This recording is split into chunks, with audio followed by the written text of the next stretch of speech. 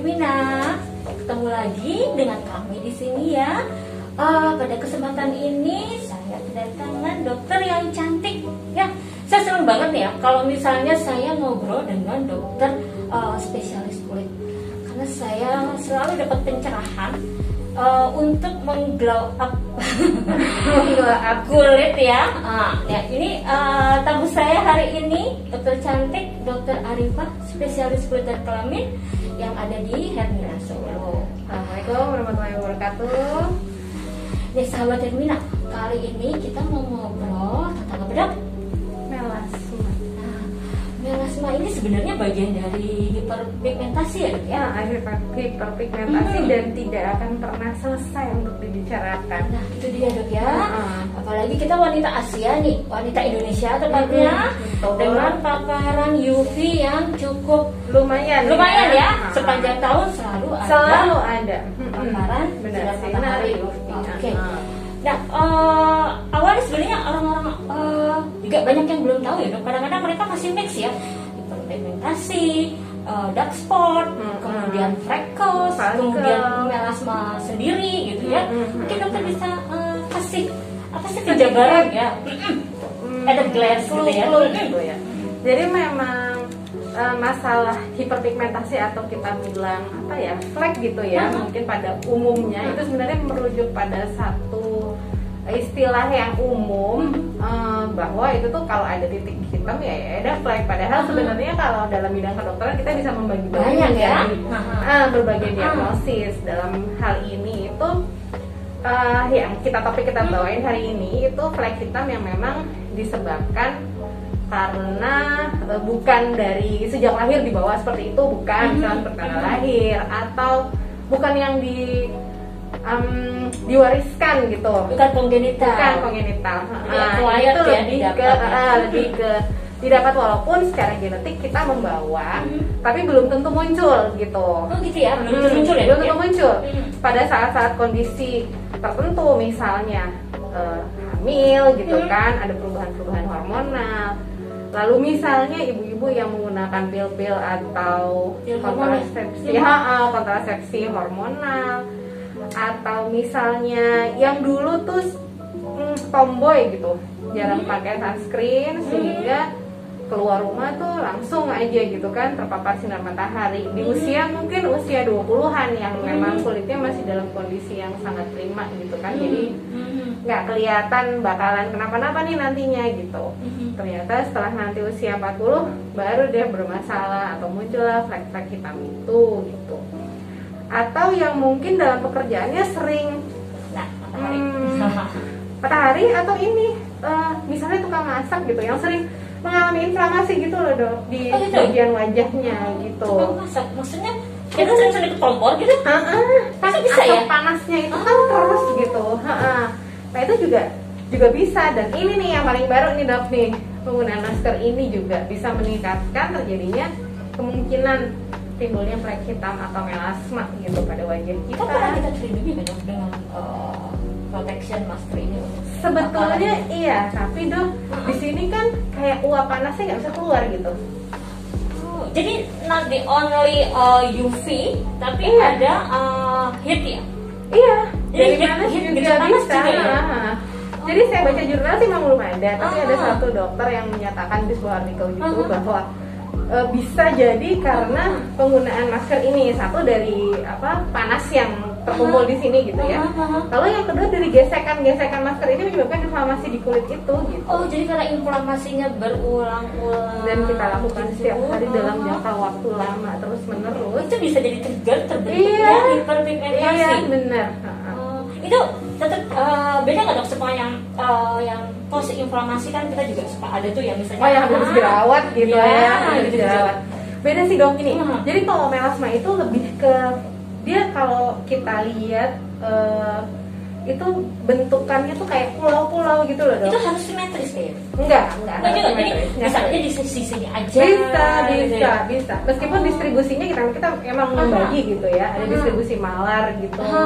Tapi bisa aja memang nalar, tapi cuman misalnya nih dia seorang pengendara mobil gitu ya, jadi yang terpapar bisa yang kanan gitu ya, pasti yang dari kanan sisi terus gitu kan, itu juga bisa aja gitu. Jadi ya gitu. Pakai kaca film.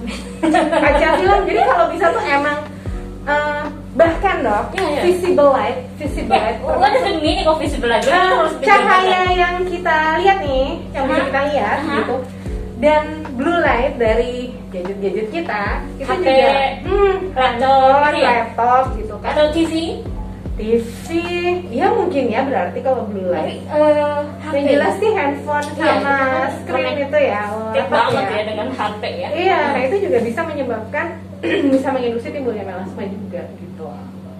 Jadi sekarang sunblock kan berarti kan kita kan udah ngomong masalah sinar matahari nih sekarang, etiologi yang pertama predisposisi ya, dan heat ya, panas ya, heat gitu ya, heat dan sinar matahari yang sama ini kita mungkin nggak nyangka bahwa ternyata dia efeknya gitu besar ya. Iya, jadi sinar ya, termasuk sinar matahari, blue light, visible light gitu. Jadi yang kita tuh harus memiliki sunblock yang memang bisa mengcover seluruh sinar-sinar itu. Jadi kita harus punya broad spectrum sunblock itu harus tinggi-tinggian angka nggak? Sebenarnya sih dulu tuh nggak harus seperti itu ya. Cuman untuk orang-orang yang sudah usianya lanjut gitu, usia lanjut tuh usia 40-an gitu, gimana ya? Untuk penyakit dalam namanya usia lanjut dari 60 gitu ya. Terus usia yang lebih tua, lebih matur gitu ya. Itu kita memang rekomendasikan mungkin yang lebih tinggi sekarang SPF-nya. Oke, jadi minimal berapa tuh? Kalau untuk sebenarnya ya untuk dalam ruangan seperti ini tuh 15 sih cukup. Terus kalau untuk kita kan cuma di ruangan dong, karena kita keluar. Lebih safe tuh mungkin 30-an ya. Sekarang ya, dan kondisi sekarang apalagi ozon udah mulai kayak gini gitu, mungkin 30. Cuman hati-hati, pemilihan sunblocknya mungkin disesuaikan dengan jenis kulitnya. Jadi jangan menggunakan yang terlalu lengket gitu. Misalnya menggunakan base-nya gel gitu loh dok. Kan krim juga ada yang lebih banyak minyaknya dan banyak airnya, itu kan tergantung dari formulasinya. Nah itu cari yang lebih banyak campuran minyak dalam airnya. Jadi gampang menyerap. Ya kalau untuk yang punya kulit berminyak. Tapi kalau untuk yang kulitnya kering gitu ya malah mungkin formulasi yang lebih stick gitu, lebih moist, lebih tebal tuh lebih enak gitu, mungkin lebih cocok. Itu ada komponen wajib apa dong? Kan kita kan namanya kalau beli di pasaran tuh ya, kadang-kadang kalau yang attention to detail suka memperhatiin komponen apa sih yang harus ada di produk yang bagus, yang katanya broad spectrum itu. Rata-rata kalau bisa itu kan memang ya ada yang sunscreen itu kan ada dua ya, chemical sama physical sunscreen. Sunscreen yang paling bagus itu sebenarnya sunscreen yang topi gitu loh dok. Itu tuh sebenarnya adalah sunscreen terbaik gitu sebetulnya. Nah jadi kalau komponen sunscreen sih bisa avobenzone gitu-gitu bisa, atau yang benzone gitu aja kalau mau dilihat. Titanium dioxide zinc oxide boleh, iron oxide boleh gitu. Dan kalau untuk yang penderita melasma sebenarnya harus menggunakan yang itu tadi, ada chemical, ada physical di dalamnya situ. Jadi ada oxide itu, terus ada benzone itu juga harus dilihat. Kalau sebaiknya sih mereka ada semua itunya. Kita harus ngulang nggak sih?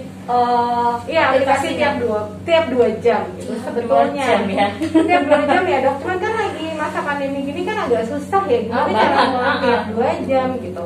Lagian masalahnya tuh adalah udah kita tuh udah pakai bedak tuh udah tebel, kita ulang lagi kita makin tebel. Tapi yang ada cara lain sih dok, memang harus seperti itu. Kalau saya pikir tadinya asumsi saya di ruangan gitu ya, nggak perlu aplikasi ulang. Sebenarnya harus aplikasi ulang tetap ya.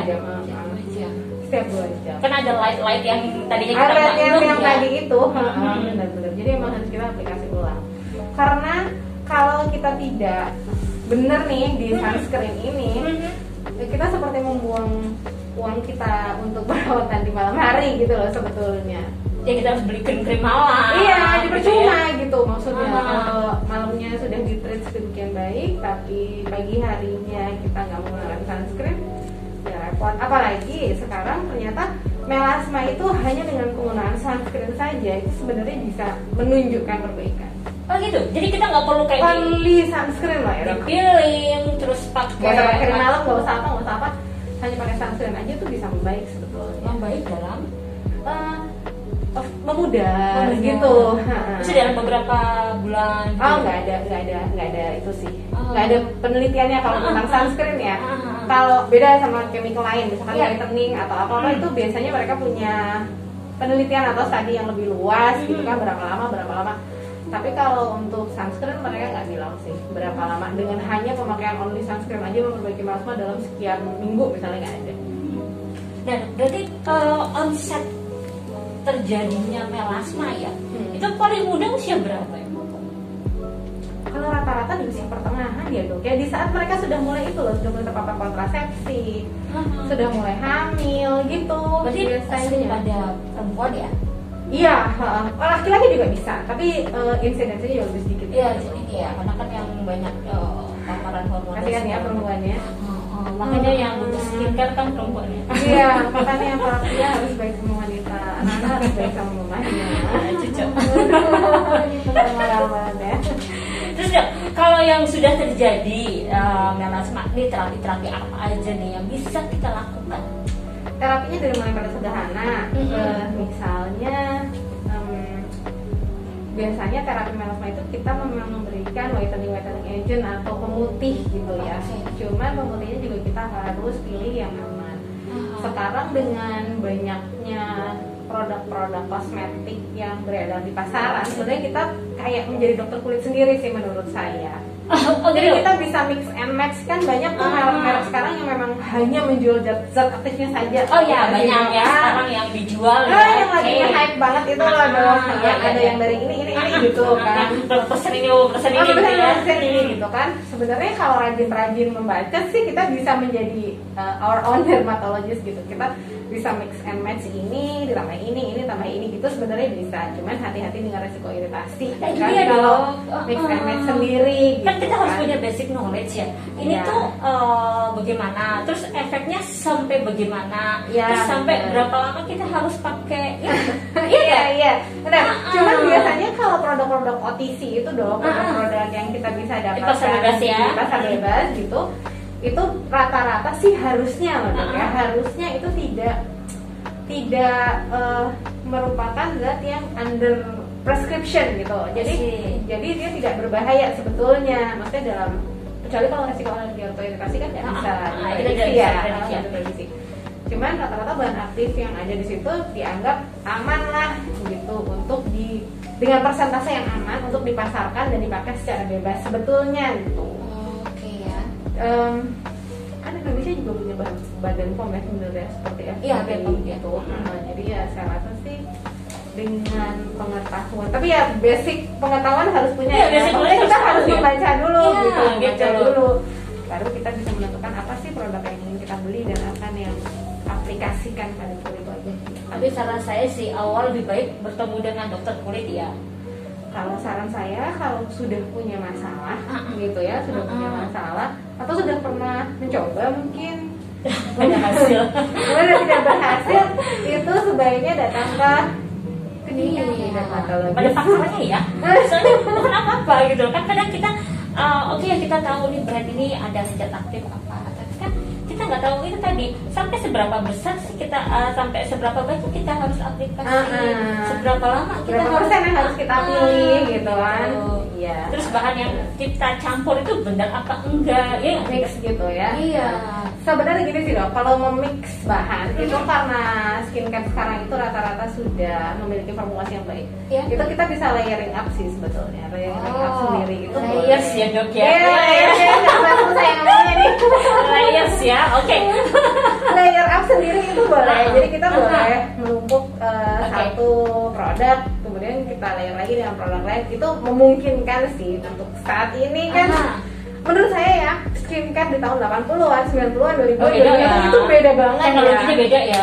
Aduh, beda banget dok, beda banget. Dan pilihannya itu kayaknya 3 tahun terakhir kali ya dok ya, atau 5 tahun terakhir tuh kayak gitu, tiba-tiba tuh kayak banyak banget informasi yang didapatkan dan banyak banget pilihannya gitu. Iya, apalagi sekarang ini merek lokal dulu sekarang mulai banyak bisa, ya nggak kalah dengan punyanya Korea ya. Iya kan yang kemarin hype banget ya Korea ya.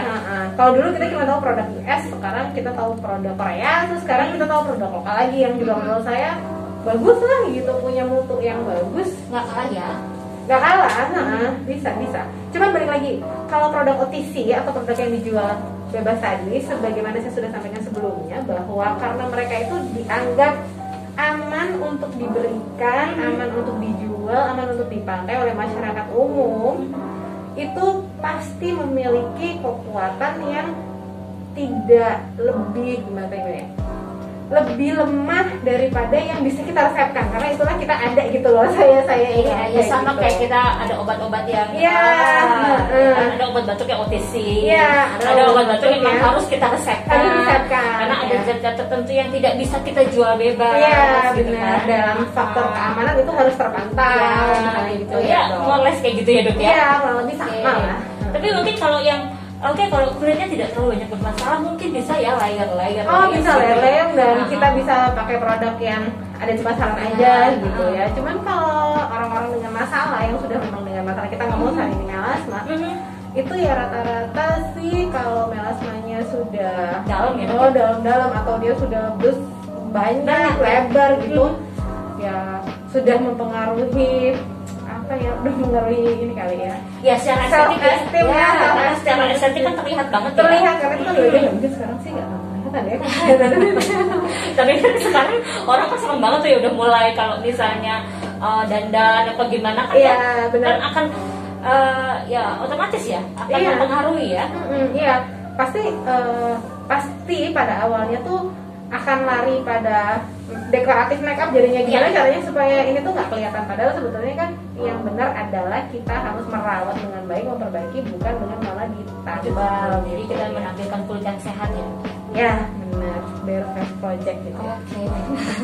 Terus berarti kalau misalnya yang sudah terlalu dalam mungkin perlu device tertentu ya untuk supaya mengurangi sedikit demi sedikit ya, kayak mungkin dengan laser atau dengan lain. Gini, sebenarnya melasma itu adalah bagaimana di bagian lain juga punya penyakit yang kronik dan residif. Melasma itu juga seperti itu dok. Jadi kambuhan juga. Jadi dia tuh kambuhan gitu. Jadi kalau hanya menggunakan satu modalitas aja, nggak cukup ya. Jangan laser aja, kita mengharapkan dari laser aja itu nggak cukup. Pasti harus laser dan produk-produk perawatan atau topikal yang rutin digunakan.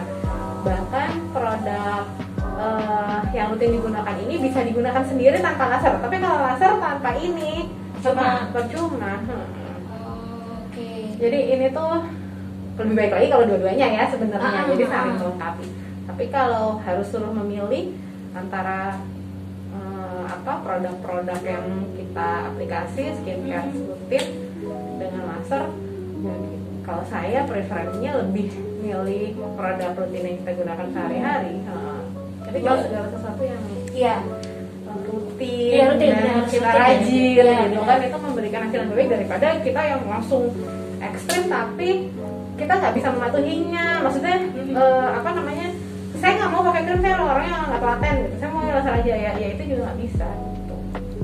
Ya kan kadang-kadang orang pengen instan ya, cepet hilang pokoknya cepet hilang tuh. Jadi itu saya malas ribet gitu, setiap hari harus punya banyak waktu di depan kaca tuh nggak ada waktu kan gitu ya, nggak bisa sih. Tetap emang harus kita meluangkan waktu. Iya, harus ada effort ya. Iya, harus ada effort ya. Ya beauty is need effort ya. Iya, itu tentang effort, semuanya tentang rajin gitu kan. Iya benar. Dan tidak bisa instan kan dok ya. Iya, nggak bisa instan dok. Dalam sesuatu itu butuh waktu. Bahkan kalau menggunakan resep dokter pun, dari penelitian pun paling tidak butuh waktu sampai dengan 8 minggu, 12 minggu untuk melihat. Itu by prescription loh dok ya. Maksudnya obat-obatnya kita resepin loh ya.